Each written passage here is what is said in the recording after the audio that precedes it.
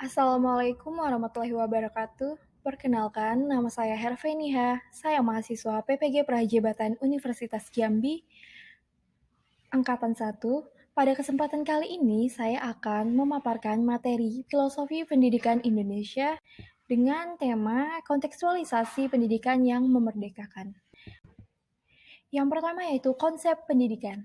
Menurut Ki Hajar Dewantara, pendidikan didasarkan pada azas kemerdekaan, yang artinya bahwa manusia diberikan kebebasan oleh Tuhan Yang Maha Esa untuk mengatur kehidupannya dengan tetap berpegang teguh pada aturan yang ada di masyarakat.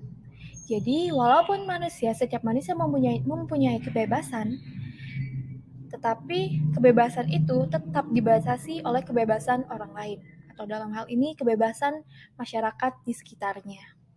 Konsep pendidikan menurut Ki Hajar Dewantara adalah azas trilogi pendidikan.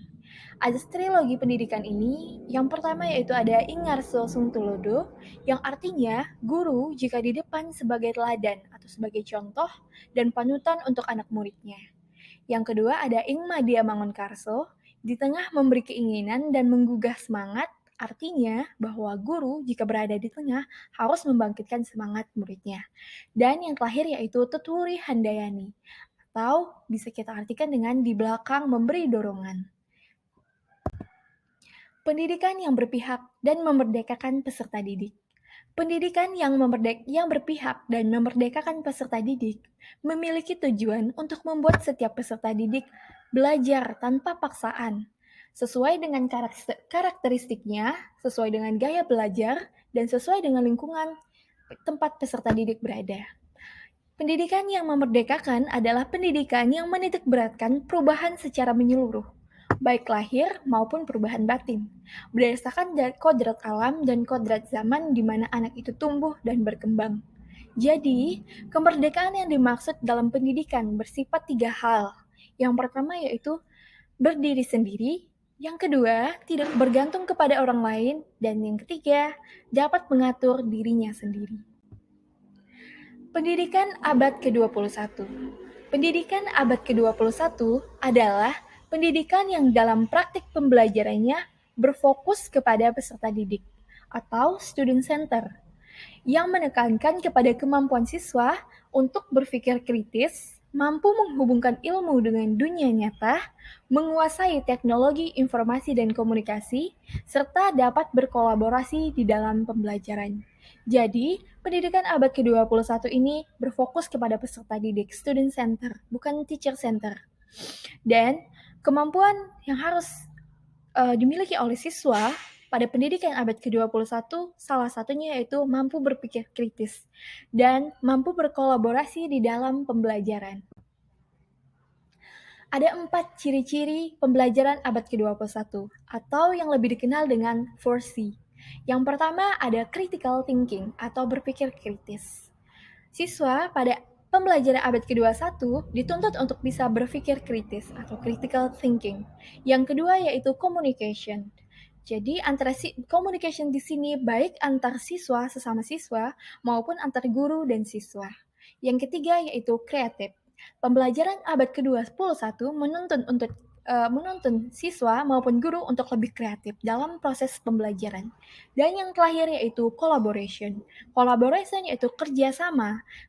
Di dalam pembelajaran abad ke-21, siswa dan guru dituntut untuk saling dan bisa untuk bekerja sama, sehingga terciptanya dan tercapainya tujuan dari pembelajaran.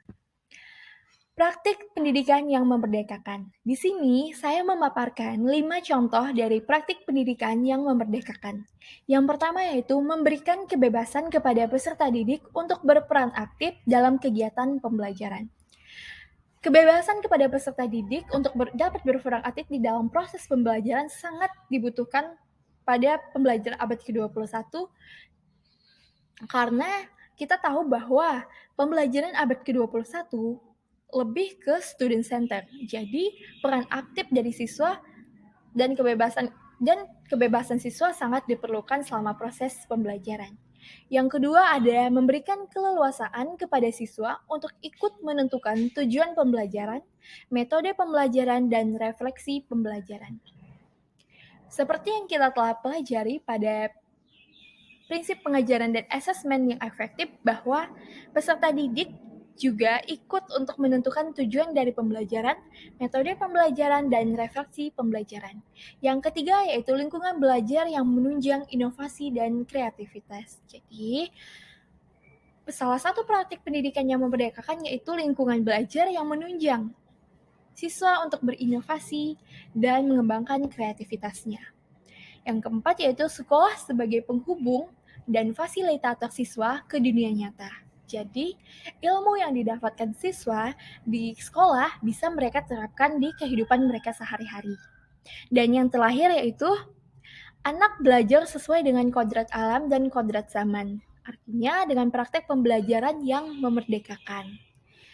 Demikianlah materi presentasi dari saya.